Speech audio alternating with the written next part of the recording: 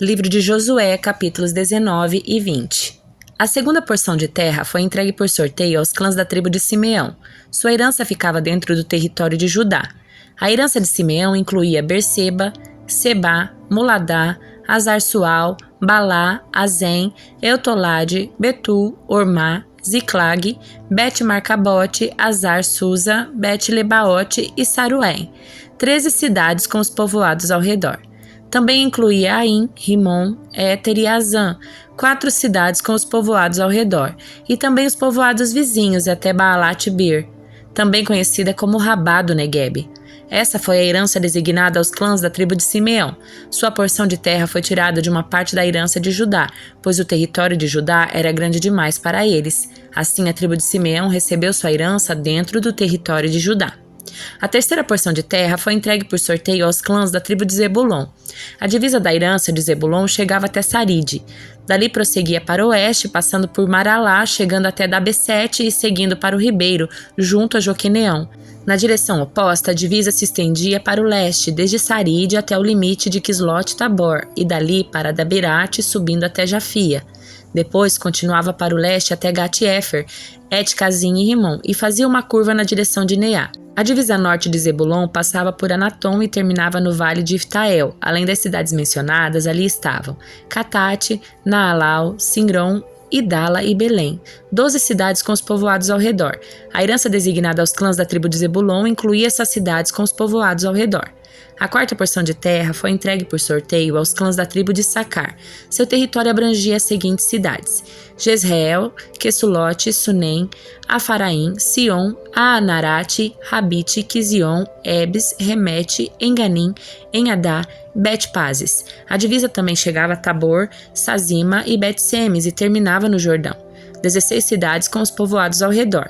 A herança designada aos clãs de Sacar incluía essas cidades com os povoados ao redor. A quinta porção de terra foi entregue por sorteio aos clãs da tribo de Azer. Seu território abrangia as seguintes cidades: Eucate, Ali, Beten, Axaf, Alameleque, Amade e Missal. A divisa a oeste chegava até o Carmelo e Sior-Libinate. Depois fazia uma curva para o leste em direção a Bet-Dagon. Se estendia até Zebulon, no vale de Iftael, e ia para o norte até Bet-Emeque e Neiel.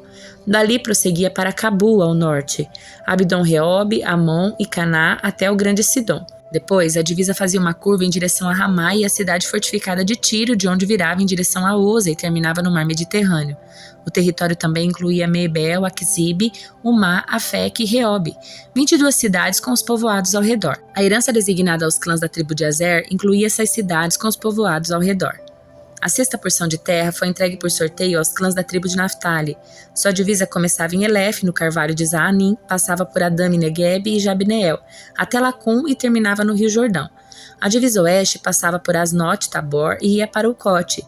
Chegava a divisa de Zebulon ao sul, a divisa de Azer a oeste e ao Rio Jordão a leste.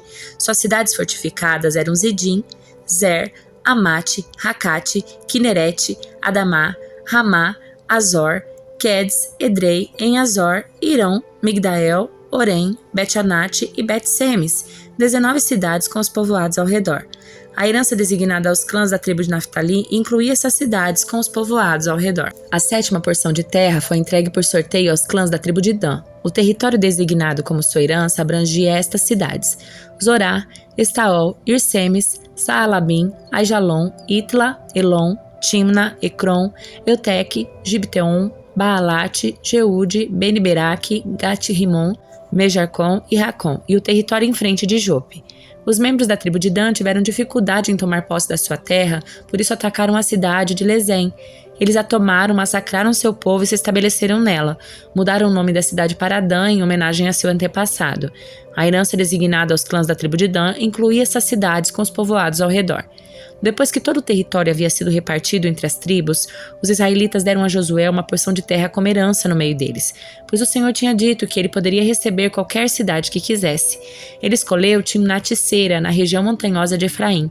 Ali reconstruiu a cidade e habitou nela. Foram esses os territórios que o sacerdote Eleazar, Josué filho de Nun e os chefes das tribos designaram como herança para as tribos de Israel por sorteio na presença do Senhor, à entrada da tenda do encontro em Siló.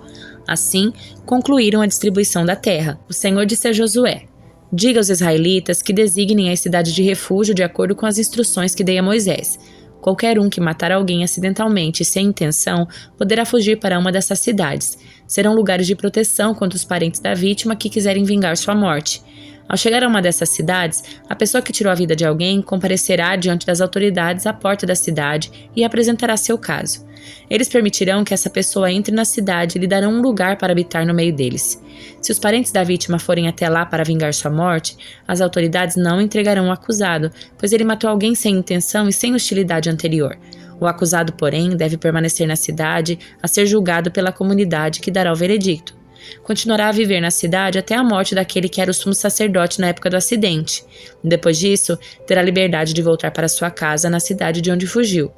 Estas foram as cidades designadas como cidades de refúgio: Quedes, na Galiléia, na região montanhosa de Naftali, Siquém, na região montanhosa de Efraim, e Quiriate Arba, isto é, Hebrom, na região montanhosa de Judá. Estas foram as cidades designadas no lado leste do rio Jordão, em frente de Jericó: Bézer, no planalto desértico da tribo de Ruben, Ramote em Gileade, no território da tribo de Gade, e Golã em Bazã, no território das tribos de Manassés. Essas cidades foram separadas para todos os israelitas e também para os estrangeiros que viviam entre eles. Qualquer um que matasse alguém acidentalmente poderia se refugiar numa dessas cidades. Assim, não seria morto por vingança antes de comparecer a julgamento perante a comunidade. Livro de Jó, capítulo 21. Então Jó falou novamente: Escutem com atenção o que eu digo. Essa é a consolação que podem me dar. Enquanto eu estiver falando, tenham paciência. Depois que tiver falado, podem continuar a zombar de mim. Minha queixa não é contra seres humanos. Tenho bons motivos para estar impaciente. Olhem para mim e ficarão pasmados, assustados, colocarão a mão sobre a boca. Quando penso no que estou dizendo, fico arrepiado, todo o meu corpo estremece. Porque os perversos continuam com vida, chegam à velhice e se tornam poderosos. Vêm seus filhos crescer e se estabelecer e desfrutam a companhia dos seus netos. Seus lares são seguros, livres de todo medo, e Deus não os castiga. Seus touros nunca deixam de procriar, suas vacas dão crias e não abortam. Deixam seus filhos brincar com os cordeiros, seus pequeninos saltam e dançam. Cantam com tamborins e harpas e celebram ao som da flauta. Passam os dias em prosperidade e descem à sepultura em paz. E, no entanto, dizem a Deus: Deixa-nos em paz, não queremos saber de ti nem dos teus caminhos. Quem é o Todo-Poderoso e por que deveríamos lhe obedecer? De que nos adiantará orar? Acreditam que a prosperidade depende de si mesmos, mas eu quero distância desse modo de pensar. Quantas vezes a luz dos perversos se apaga? Quantas vezes sofrem desgraças? Acaso Deus, em sua ira, lhes reparte tristezas? Quantas vezes são carregados pelo vento como palha ou levados embora pela tempestade como ciscos? Vocês dizem: ao menos Deus castiga os filhos deles, mas eu digo que ele deveria castigar os pais para que entendam seu juízo, que seus próprios olhos vejam sua destruição, que eles mesmos bebam da ira do Todo-Poderoso. Afinal, depois de mortos, não se importarão com o que acontece à sua família. Mas quem pode dar lições a Deus uma vez que ele julga até os mais poderosos? Um morre em prosperidade, confortável e seguro, um retrato perfeito de boa saúde, em excelente forma e cheio de vigor. Outro morre em amarga pobreza, sem nunca ter experimentado as coisas boas da vida. Ambos, porém, são enterrados no mesmo pó. Ambos são comidos pelos mesmos vermes. Sei o que estão pensando, sei dos planos que tramam contra mim. Onde está a casa dos ricos? Vocês me dirão. Onde está a casa dos perversos? Perguntem, porém, àqueles que viajam e lhes dirão a verdade. Os perversos são poupados no dia da calamidade e socorridos no dia da fúria. Ninguém os critica abertamente, nem lhes dá o que merecem por seus atos. Quando são levados à sepultura, uma guarda de honra vigia seu túmulo.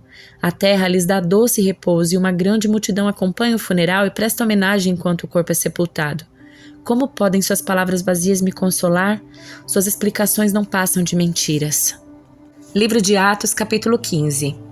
Chegaram a Antioquia alguns homens da Judéia e começaram a ensinar aos irmãos: a menos que sejam circuncidados conforme exige a lei de Moisés, vocês não poderão ser salvos. Paulo e Barnabé discordaram deles e discutiram energicamente. Por fim, a igreja decidiu enviar Paulo e Barnabé a Jerusalém, acompanhados de alguns irmãos da Antioquia, para tratar dessa questão com os apóstolos e presbíteros. A igreja, portanto, enviou seus representantes a Jerusalém. No caminho, eles pararam na Fenícia e em Samaria para visitar os irmãos e contaram que os gentios também estavam sendo convertidos, o que muito alegrou a todos. Quando chegaram a Jerusalém, foram bem recebidos pela igreja, pelos apóstolos e presbíteros, e relataram tudo o que Deus havia feito por meio deles. Contudo, alguns dos irmãos que pertenciam à seita dos fariseus se levantaram e disseram: é necessário que os convertidos gentios sejam circuncidados e guardem a lei de Moisés. Os apóstolos e presbíteros se reuniram para decidir a questão. Depois de uma longa discussão, Pedro se levantou e se dirigiu a eles, dizendo: Irmãos, vocês sabem que há muito tempo Deus me escolheu dentre vocês para falar aos gentios, a fim de que eles pudessem ouvir as boas novas e crer. Deus conhece o coração humano e confirmou que aceita os gentios ao lhes dar o Espírito Santo, como deu a nós. Não fez distinção alguma entre nós e eles, pois purificou o coração deles por meio da fé. Então, por que agora vocês provocam a Deus sobrecarregando os discípulos gentios com um jugo que nem nós nem nossos antepassados conseguimos suportar? Cremos que todos nós e eles somos salvos da mesma forma pela graça do Senhor Jesus. Todos ouviram em silêncio enquanto Barnabé e Paulo lhes relatavam os sinais e maravilhas que Deus havia realizado por meio deles entre os gentios. Quando terminaram de falar, Tiago se levantou e disse: Irmãos, ouçam-me. Pedro lhes falou sobre como Deus visitou primeiramente os gentios para separar dentre eles um povo para si, e isso está em pleno acordo com o que disseram os profetas. Como está escrito: depois disso voltarei e restaurarei a tenda caída de Davi. Reconstruirei suas ruínas e a restaurarei, para que o restante da humanidade busque o Senhor, incluindo os gentios, todos os que chamei para serem meus. O Senhor falou, aquele que tornou as coisas conhecidas desde a eternidade. Portanto, considero que não devemos criar dificuldades para os gentios que se convertem a Deus. Ao contrário, devemos escrever a eles dizendo que se abstenham de alimentos oferecidos a ídolos, da imoralidade sexual, da carne de animais estrangulados e do sangue, pois essas leis de Moisés são pregadas todos os sábados nas sinagogas judaicas e em todas as cidades há muitas gerações. Então, os apóstolos e presbíteros e toda a igreja em Jerusalém escolheram representantes e os enviaram a Antioquia, na Síria, com Paulo e Barnabé, para informar sobre essa decisão. Os homens escolhidos eram 2 líderes entre os irmãos, Judas, também chamado Barsabás, e Silas. Essa foi a carta que levaram. Nós, os apóstolos e presbíteros e seus irmãos em Jerusalém, escrevemos esta carta aos irmãos gentios em Antioquia, Síria e Cilícia. Saudações. Soubemos que alguns homens que daqui saíram, sem nossa autorização, têm perturbado e inquietado vocês com seu ensino.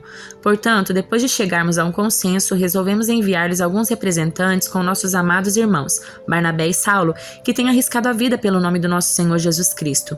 Estamos enviando Judas e Silas para confirmarem pessoalmente o que aqui escrevemos, pois pareceu bem ao Espírito Santo e a nós não impor a vocês nenhum peso maior que estes poucos requisitos. Abstenham-se de comer alimentos oferecidos a ídolos, de consumir o sangue ou a carne de animais estrangulados e de praticar a imoralidade sexual. Farão muito bem se evitarem essas coisas, que tudo lhes vá bem. Os mensageiros partiram de imediato para Antioquia, onde reuniram os irmãos e entregaram a carta. Houve grande alegria em toda a igreja no dia em que leram essa mensagem animadora.